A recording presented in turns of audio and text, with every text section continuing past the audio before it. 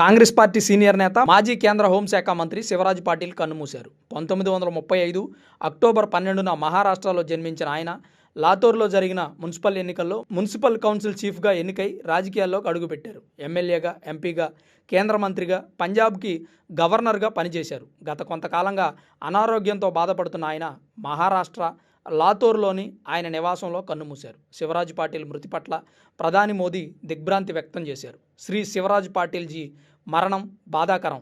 ఆయన అనుభవజ్ఞుడైన నాయకుడు. ప్రజా జీవితంలో తన సుదీర్ఘ కాలంలో ఎమ్మెల్యేగా, ఎంపీగా, కేంద్ర మంత్రిగా, మహారాష్ట్ర అసెంబ్లీ స్పీకర్గా, లోక్సభకు కూడా సేవలు అందించారు. సమాజ సంక్షేమానికి తోడ్పడడం పట్ల ఆయనకు మక్కువ ఉండేది.